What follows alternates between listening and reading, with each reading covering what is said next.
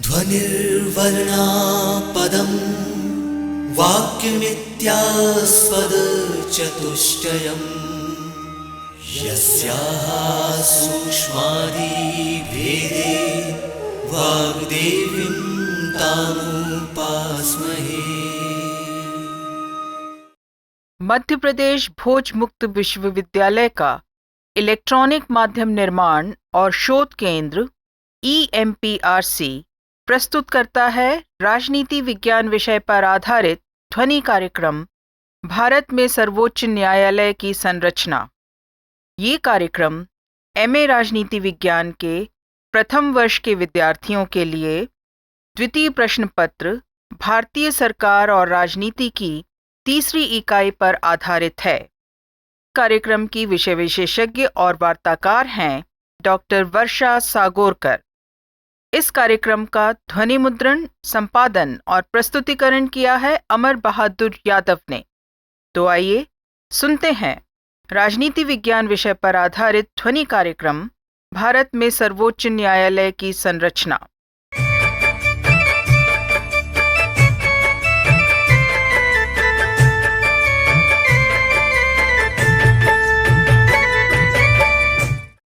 नमस्कार साथियों, मेरे प्यारे बच्चों। आज हम सर्वोच्च न्यायालय, जिसको कि सुप्रीम कोर्ट कहा जाता है, उच्चतम न्यायालय भी कहा जाता है, उसके बारे में या संघीय कार्यपालिका के बारे में बातचीत करेंगे। लोकतंत्र के आपको पता है 4 प्रमुख स्तंभ होते हैं। उसमें एक स्तंभ है न्यायपालिका, और जहां कहीं भी संघात्मक शासन व्यवस्था होती है वहां न्यायपालिका के महत्व में वृद्धि हो जाती है। क्यों? क्योंकि इसके ऊपर नागरिकों के अधिकारों की रक्षा का भार, विभिन्न प्रकार के अभियोगों के निर्णय के साथ साथ संविधान के संरक्षण और उसकी समुचित व्यवस्था का ध्यान रखना भी इसके दायरे के अंतर्गत आता है।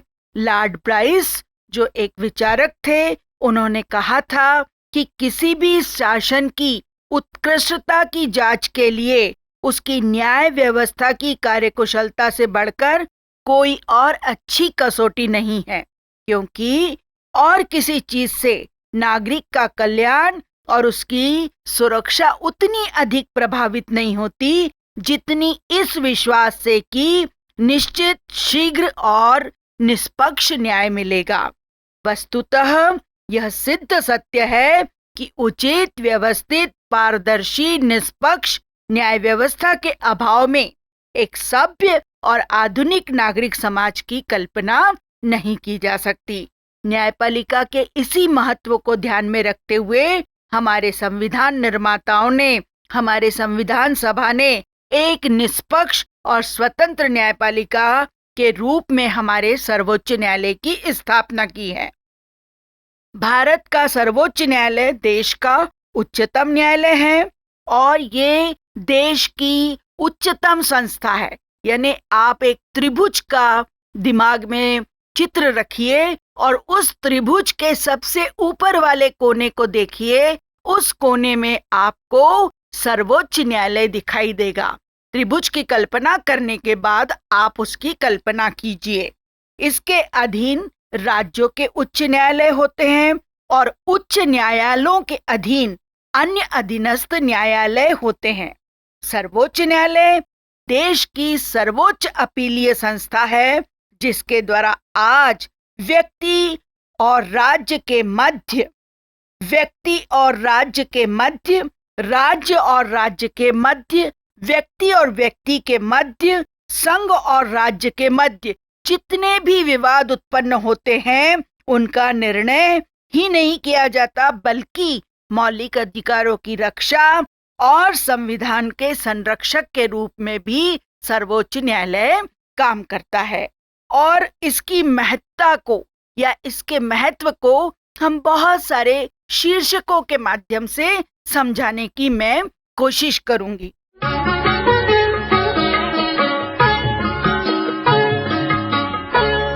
जैसा सबसे पहला पॉइंट अपन ले लेते हैं कि सर्वोच्च न्यायालय हमारे संविधान का संरक्षक है। यानी पहला पॉइंट में आप लिखेंगे संविधान का संरक्षक।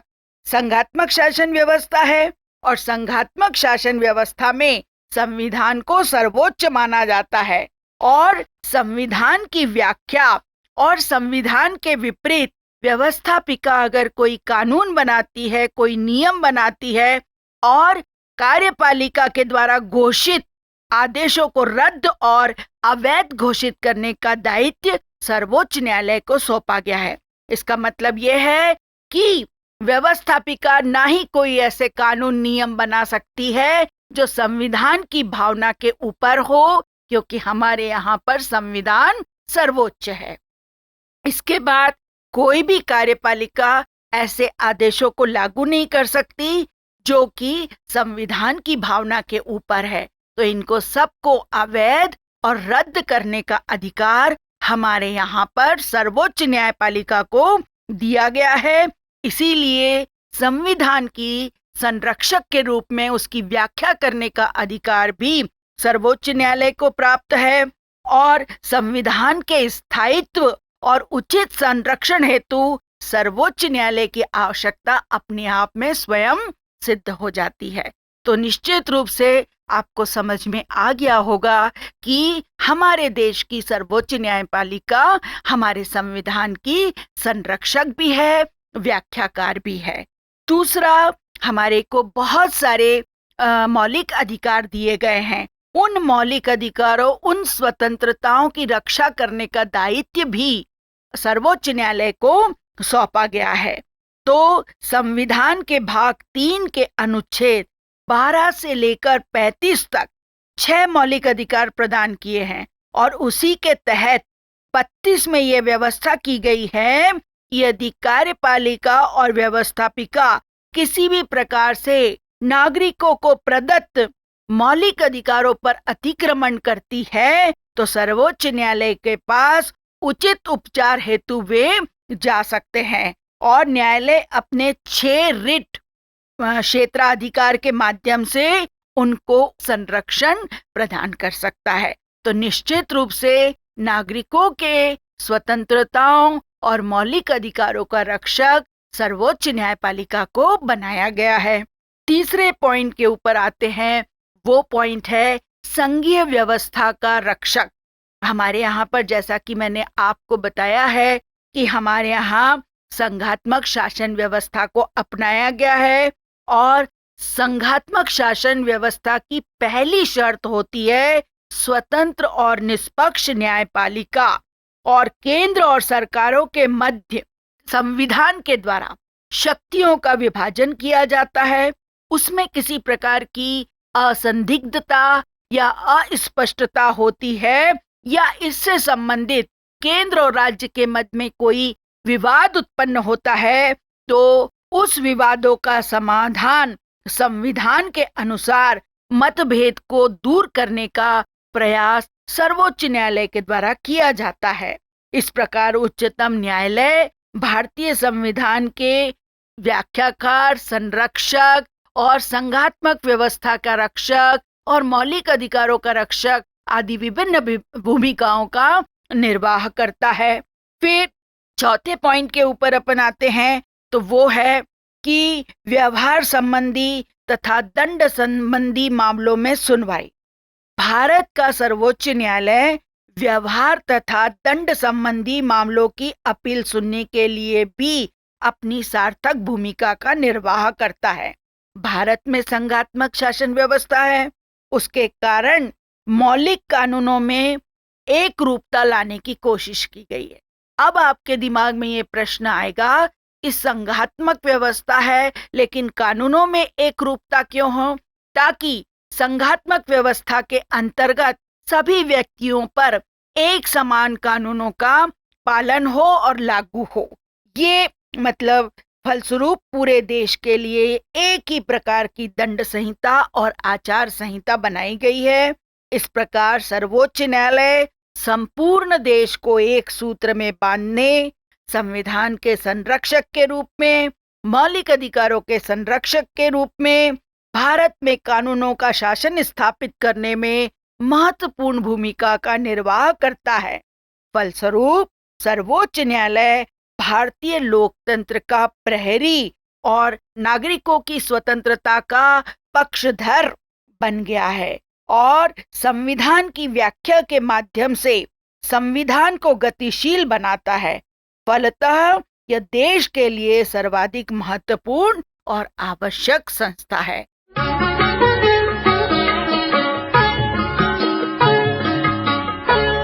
तो निश्चित रूप से हमने देखा कि क्या महत्व है सर्वोच्च न्यायालय का।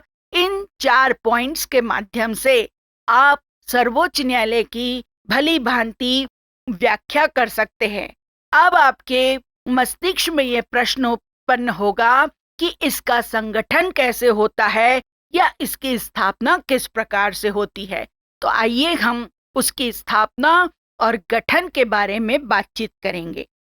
जैसा मैंने पूर्व में भी आपको बताया कि भारत में संघीय शासन व्यवस्था है और उसके विपरीत एकल न्याय व्यवस्था हमारे यहाँ पर अपनाई गई है।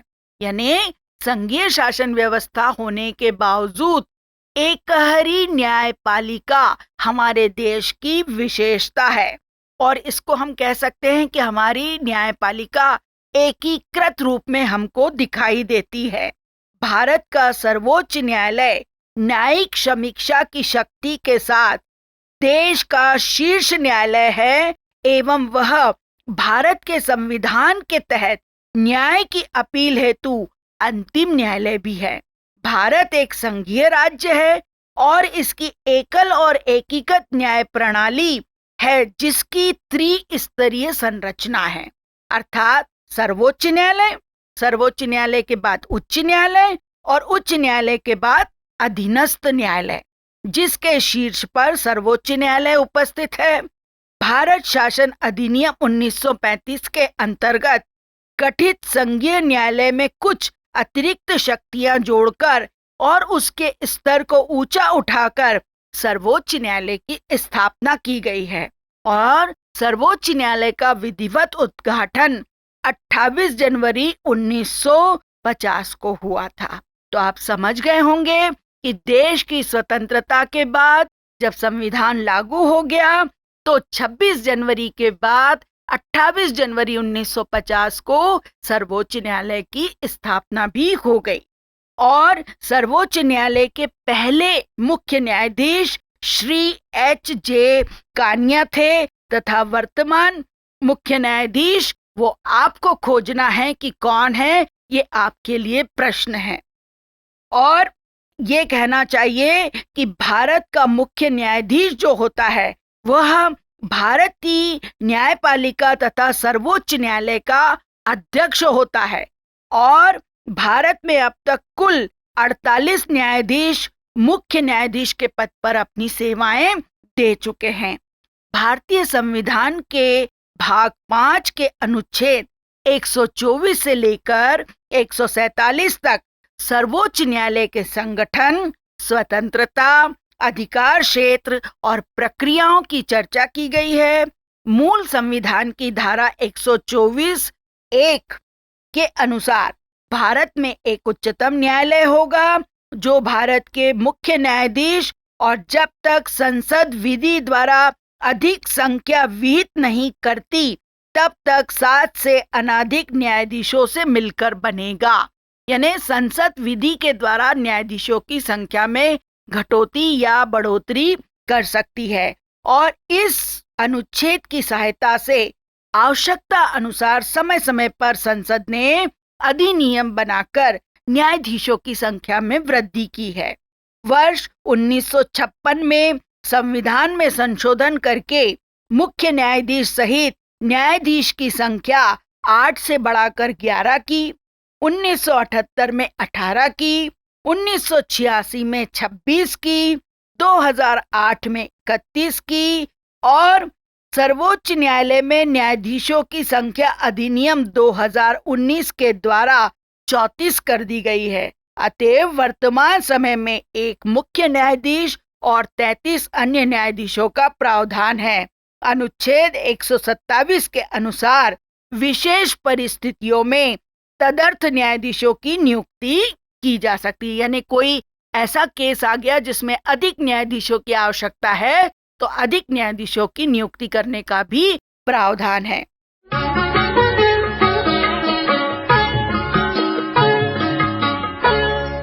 अब आपके दिमाग में ये आएगा कि इनकी नियुक्ति की प्रक्रिया कैसी होती है या इनकी नियुक्ति किस प्रकार होती है। तो भारत के संविधान के अनुच्छेद 124 में सर्वोच्च न्यायालय के मुख्य न्यायाधीश और अन्य न्यायाधीशों की नियुक्ति का प्रावधान किया गया है। संविधान के अनुसार सर्वोच्च न्यायालय के मुख्य न्यायाधीश तथा अन्य न्यायाधीशों की नियुक्ति राष्ट्रपति के द्वारा की जाएगी। तो ये स्पष्ट है कि कभी ऑब्जेक्टिव क्वेश्चन में आता है तो आप बता सकते हैं कि भारत के न्यायाधीश और अन्य न्यायाधीशों की नियुक्ति राष्ट्रपति के द्वारा की जाती है। मुख्य न्यायाधीश की नियुक्ति करते समय राष्ट्रपति अपनी इच्छा अनुसार सर्वोच्च न्यायालय के न्यायाधीशों की सलाह लेते हैं। वहीं अन्य न्यायाधीशों की नियुक्ति के समय उसे अनिवार्य रूप से मुख्य न्यायाधीश की सलाह लेनी पड़ती है। सन 1950 से 1973 तक राष्ट्रपति द्वारा उच्चतम न्यायालय के वरिष्ठतम न्यायाधीशों को मुख्य न्यायाधीश नियुक्त किया जाता था। इस व्यवस्था का हनन 1973 में तब हुआ जब न्यायमूर्ति A.N. रे को 3 वरिष्ठतम न्यायाधीशों में से ऊपर वरीयता देकर मुख्य न्यायाधीश नियुक्त किया गया। पुनः 1977 में न्यायमूर्ति H.R. खन्ना को पीछे छोड़ते हुए न्यायमूर्ति M.H. बेग की नियुक्ति की गई। सरकार के इस तरह के कृत्य से सर्वत्र आलोचना हुई। सरकार की इस मनमानी पर सर्वोच्च न्यायालय के द्वितीय न्यायाधीश मामले 1993 में रोक लगा दी गई एवं निर्णय दिया गया कि सर्वोच्च न्यायालय के वरिष्ठतम न्यायाधीश को ही भारत का मुख्य न्यायाधीश के रूप में नियुक्त किया जाना चाहिए। सन 1998 के बाद से यह स्थिति है कि राष्ट्रपति का सर्वोच्च न्यायालय के न्यायाधीशों की नियुक्ति हेतु उच्चतम न्यायालय के 4 वरिष्ठतम न्यायाधीशों के एक कॉलेजियम से परामर्श करना चाहिए। यदि 2 न्यायाधीश भी विपरीत राय देते हैं तो मुख्य न्यायाधीश को न्यायाधीशों की नियुक्ति की सिफारिश सरकार को नहीं भेजनी चाहिए। अब कॉलेजियम प्रणाली के बारे में थोड़ा सा मैं आपको ये बता दूं कि ये प्रणाली 1998 में चलन में आई और ये जो कॉलेजियम व्यवस्था या जो न्यायालयीन नवाचार है इसका वर्णन संविधान में कहीं भी नहीं मिलता है। इसका गठन सर्वोच्च न्यायालय के 4 वरिष्ठतम न्यायाधीशों से किया जाता है। इसका उपयोग उच्च न्यायालयों और सर्वोच्च न्यायालय के न्यायाधीशों की नियुक्ति एवं स्थानांतरण के लिए किया जाता है। यह केंद्र सरकार को सर्वोच्च न्यायालय में न्यायाधीशों की नियुक्ति हेतु वकीलों या न्यायाधीशों के नाम प्रस्तावित करता है। केंद्र सरकार भी अपने कुछ प्रस्तावित नामों को कॉलेजियम में भेजती है। कॉलेजियम उन प्रस्तावित नामों या सुझावों पर विचार कर अंतिम अनुमोदन हेतु फाइल सरकार के पास भेज देता है। सरकार कॉलेजियम की सिफारिशों पर आपत्तियां उठा सकती है और कॉलेजियम की पसंद के बारे में स्पष्टीकरण भी मांग सकती है। परंतु यदि किसी कॉलेजियम द्वारा उन्हीं नामों की अनुशंसा दोबारा की जाती है तो सरकार संवैधानिक पीठ के निर्णयों के तहत उन्हें न्यायाधीशों के रूप में नियुक्त करने के लिए बाध्य होगी। साधारण शब्दों में यदि हम कहें तो राष्ट्रपति चाहे तो अनुशंसा को स्वीकार भी कर सकता है और अस्वीकार भी। यदि वह अस्वीकार करता है तो अनुशंसा वापस कॉलेजियम में लौट जाती है और कॉलेजियम दोबारा अपनी अनुशंसा राष्ट्रपति को भेजता है और राष्ट्रपति को उसे स्वीकार करना ही पड़ता है। 99th जो संविधान संशोधन अधिनियम 1914 है उसके द्वारा कॉलेजियम प्रणाली को बदलने हेतु राष्ट्रीय न्यायिक नियुक्ति आयोग NJAC की स्थापना की गई थी। हालांकि सर्वोच्च न्यायालय ने कॉलेजियम प्रणाली को बरकरार रखा और NJAC को इस आधार पर असंवैधानिक ठहराया कि न्यायिक नियुक्ति में राजनीतिक कार्यपालिका की भागीदारी मूल संरचना के सिद्धांतों के विपरीत या न्यायपालिका की स्वतंत्रता के विपरीत थी। स्पष्ट है कि ये नया शब्द है कॉलेजियम, और इसके बारे में जानना आपका दायित्व है। इस माध्यम से आप और भी अधिक इसको पढ़ने की कोशिश कीजिए।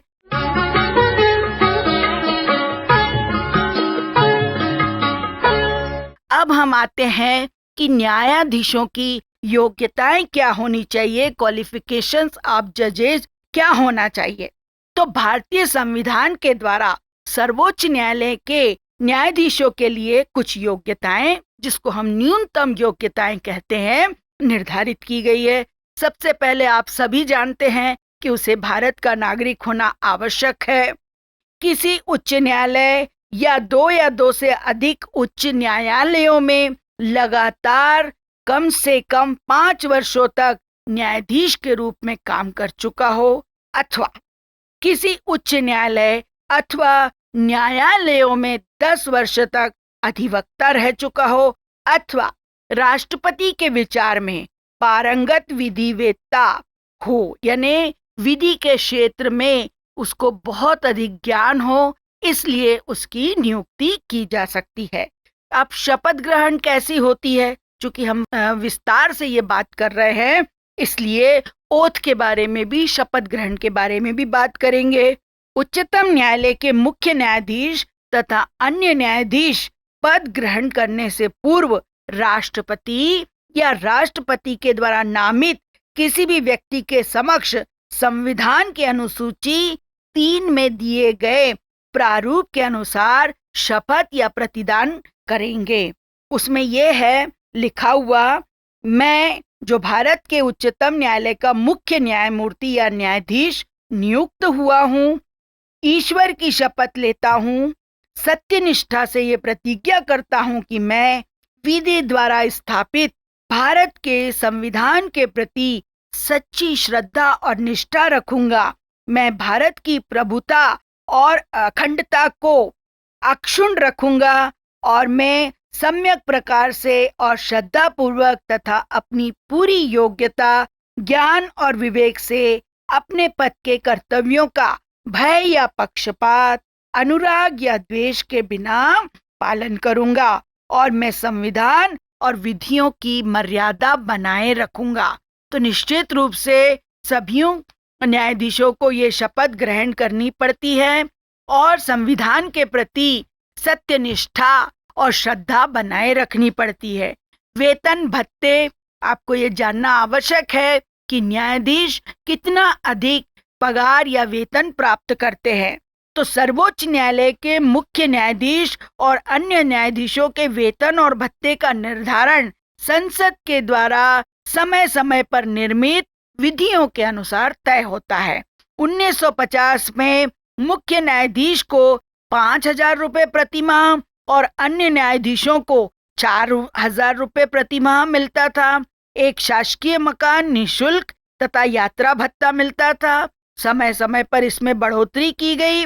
वर्तमान समय में मुख्य न्यायाधीश की जो वेतन है वो 2,80,000 मासिक और जो अन्य न्यायाधीश है उनको 2,50,000 मासिक वेतन, निःशुल्क आवास, मनोरंजन, स्टाफ, कार और यातायात भत्ता मिलता है। सेवानिवृत्ति के पश्चात न्यायाधीशों की पेंशन और उनके अंतिम माह के वेतन का 50% निर्धारित होता है, यानी अंतिम माह में जो वेतन होगा उसका 50% उन्हें पेंशन के रूप में प्राप्त होगा।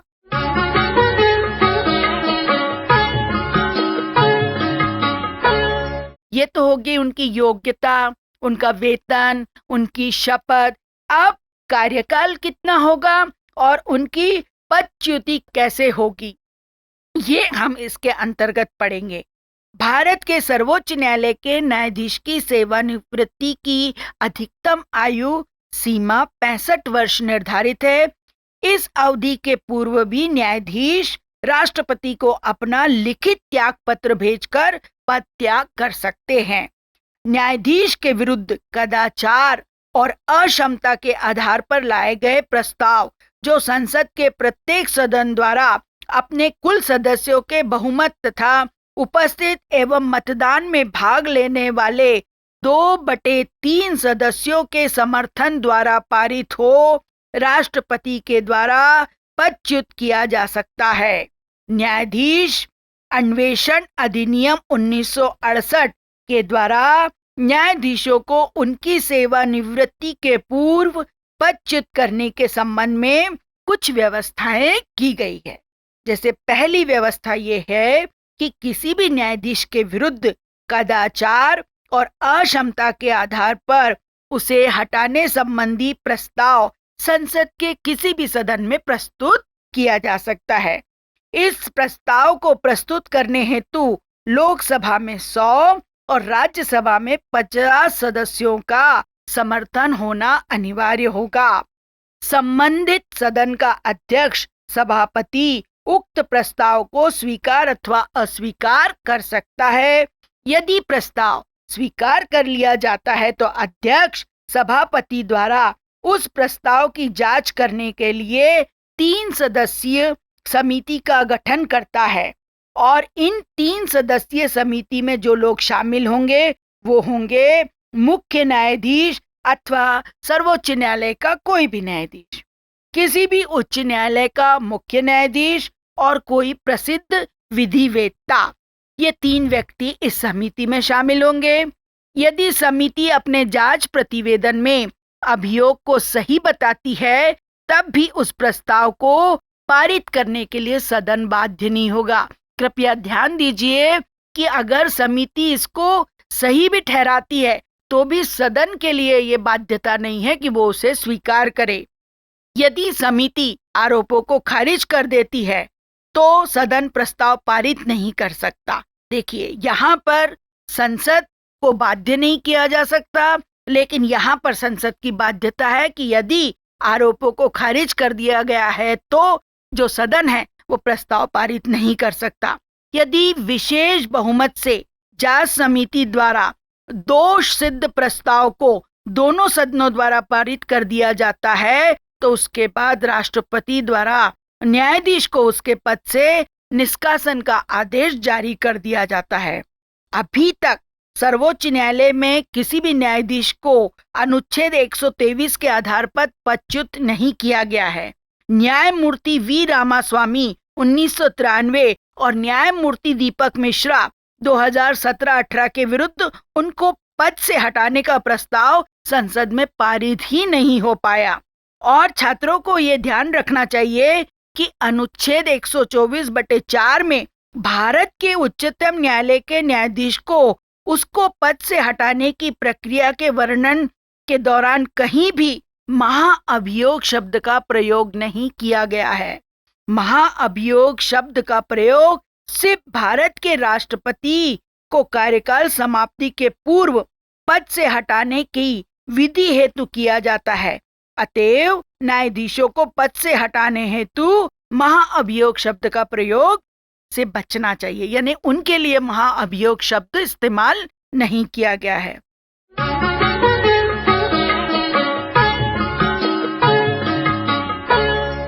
न्यायपालिका की स्वतंत्रता सुरक्षित और संरक्षित रखने के लिए संविधान में कुछ संवैधानिक प्रावधान किए गए हैं। जैसे पहले, नियुक्ति की विधि। उच्चतम न्यायालय के न्यायाधीशों की नियुक्ति भले ही राष्ट्रपति के द्वारा की जाती है, लेकिन इसमें सबसे बड़ा रोल होता है कॉलेजियम सिस्टम का, जिसमें मुख्य न्यायाधीश के अतिरिक्त 4 अन्य वरिष्ठ न्यायाधीश होते हैं। यह व्यवस्था अपने आप में सुप्रीम कोर्ट की सबसे बड़ी स्वतंत्रता है, जो ये निश्चित करती है कि न्यायिक नियुक्ति राजनीति पर आधारित नहीं है। दूसरा, कार्यकाल की सुरक्षा। उच्चतम न्यायालय के न्यायाधीशों को कार्यकाल की सुरक्षा भी प्रदान की जाती है, यानी एक बार नियुक्त होने के बाद उसे राष्ट्रपति अपने मन से अपने पद से हटा नहीं सकता जब तक कि संविधान में उल्लेखित प्रावधानों के जरिए वो व्यवस्था न की जाए। इसका तात्पर्य है कि यद्यपि उनकी नियुक्ति राष्ट्रपति के द्वारा की जाती है, लेकिन उनका कार्यकाल उनकी दया पर निर्भर नहीं है। यह व्यवस्था इसलिए कारगर है, या इस बात का आप अंदाजा लगा सकते हैं कि अब तक किसी भी उच्चतम न्यायालय के न्यायाधीश को हटाया नहीं गया है। और निश्चित सेवा शर्तें हैं। उच्चतम न्यायालय के न्यायाधीशों के वेतन, भत्ते, अवकाश, विशेषाधिकार, पेंशन का निर्धारण समय समय पर संसद के द्वारा किया जाता है, और सिवाय वित्तीय आपातकाल के इसमें कोई अलाभकारी परिवर्तन नहीं किया जा सकता। इस प्रकार उनको सारी सुविधाएं उनके कार्यकाल तक प्राप्त रहती है। फिर संचित निधि के व्यय के मामले में उच्चतम न्यायालय की स्वतंत्रता, जो न्यायाधीशों को वेतन भत्ते और आर्थिक सुविधाएं, जो आने जाने का व्यय भारत के संचित निधि से भारित होते हैं। न्यायाधीशों के वेतन भत्ते और अन्य आर्थिक सुविधाएं भारत की जो संचित निधि है वहां से दिए जाते हैं। उनके खर्चों से संबंधित बिल पर संसद में बहस और मतदान नहीं होता। उच्चतम न्यायालय के न्यायाधीशों के वेतन और कार्यालयीन भत्ते, पेंशन और अन्य प्रशासनिक खर्च भारत की संचित निधि पर भारित होते हैं। इसका मतलब ये है कि संसद में इसमें चर्चा तो की जा सकती है, लेकिन मतदान नहीं किया जा सकता। और फिर न्यायाधीशों के आचरण पर बहस नहीं हो सकती। आधिकारिक क्षमता में किए गए न्यायालयों के निर्णय और उनके जो कार्य होते हैं वो आलोचनाओं से परे हैं। न्यायाधीशों के ऐसे किसी भी कार्य को संसद में विचार विमर्श नहीं किया जा सकता। संविधान में न्यायाधीशों के आचरण पर संसद में या राज्य विधानमंडल में बहस पर प्रतिबंध लगाया गया है। यानी न्यायालय में न्यायाधीश किस प्रकार के व्यवहार करते हैं, किस प्रकार मामलों को डील करते हैं, ये सब उनके मसले हैं। संसद में इसमें बहस नहीं की जा सकती। सेवानिवृत्ति के बाद वकालत पर रोक। सेवानिवृत्ति के बाद न्यायाधीशों को भारत के किसी भी न्यायालय में वकालत करने पर प्रतिबंध लगाया गया है। सेवानिवृत्त न्यायाधीश का कहीं भी किसी प्राधिकरण में कार्य करने की स्वतंत्रता नहीं दी गई है। ऐसा सुनिश्चित करने के लिए किया गया है कि निर्णय देते समय भविष्य में होने वाले लाभ का ध्यान ना रखे। अपनी अवमानना पर दंड देने की शक्ति, आपने सुना होगा कि उच्चतम न्यायालय उस व्यक्ति को दंडित कर सकता है जो उसकी अवमानना करे। इसके लिए उच्चतम न्यायालय कंटेम्प्ट ऑफ कोर्ट एक्ट 1971 का सहारा लेता है, जिसमें ये सारी बातें लिखी हुई है कि सिविल और क्रिमिनल अवमानना मामले में कितनी सजा होगी। कुल मिलाकर इसका तात्पर्य ये है कि इनके कार्यों और फैसलों में किसी इकाई द्वारा आलोचना नहीं की जा सकती। कम से कम गलत तरीके और साक्ष्यों आदि के हवाले से तो बिल्कुल भी नहीं किया जा सकता। अपना स्टाफ नियुक्त करने की उच्चतम न्यायालय को स्वतंत्रता होती है। अपने किसी के भी हस्तक्षेप के बिना अपने स्टाफ के अधिकारियों कर्मचारियों को नियुक्त करने का अधिकार है। उनकी सेवा शर्तों के बारे में भी न्यायालय ही सब कुछ तय करता है। न्याय क्षेत्र में उनके कटौती नहीं की जा सकती। संसद उच्चतम न्यायालय के क्षेत्राधिकार में कटौती नहीं कर सकती। संसद को उच्चतम न्यायालय के न्याय क्षेत्र और शक्ति में कटौती करने का अधिकार नहीं है। और कार्यपालिका से पृथक शक्तियों का जो पृथक्करण का सिद्धांत अपनाया गया है और जो 3 स्तंभों का जिक्र किया है, वो सब एक दूसरे के ऊपर डिपेंड होते हैं और एक दूसरे से अलग भी होते हैं। इसलिए कार्यकारिणी को न्यायिक शक्तियां नहीं दी गई है और न्यायपालिका को कार्यपालिका शक्ति नहीं दी गई है। चूंकि उच्चतम न्यायालय को अनुच्छेद 142 के तहत अपने द्वारा दिए गए आदेशों का पालन भी करवाना पड़ता है, इसलिए कभी कभी वे कार्यकारी कामों को करते हुए भी नजर आते हैं। उदाहरण के लिए कोरोना की दूसरी लहर के समय उच्चतम न्यायालय ने इसी अनुच्छेद का प्रयोग करके कुछ कार्यकारी आदेश दिए थे।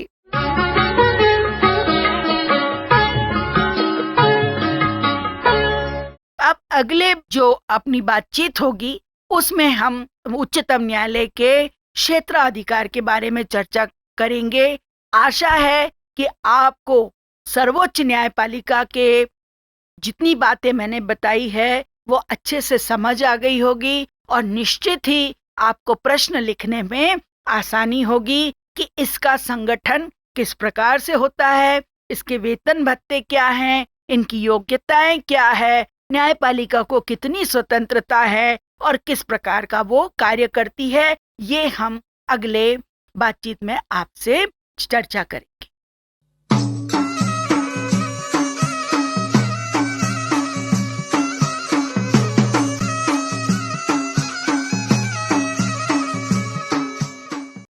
अभी आप सुन रहे थे एमए राजनीति विज्ञान के प्रथम वर्ष के विद्यार्थियों के लिए द्वितीय प्रश्न पत्र भारतीय सरकार और राजनीति की तीसरी इकाई पर आधारित ध्वनि कार्यक्रम भारत में सर्वोच्च न्यायालय की संरचना। इस कार्यक्रम की विषय विशेषज्ञ और वार्ताकार थीं डॉक्टर वर्षा सागोरकर, उद्घोषिका थीं डॉक्टर अनीता कौशल, समन्वय किया तरुण सेन ने, स्टूडियो सहायक थे भागचंद साहू। इस कार्यक्रम का ध्वनि मुद्रण, संपादन और प्रस्तुतिकरण किया अमर बहादुर यादव ने।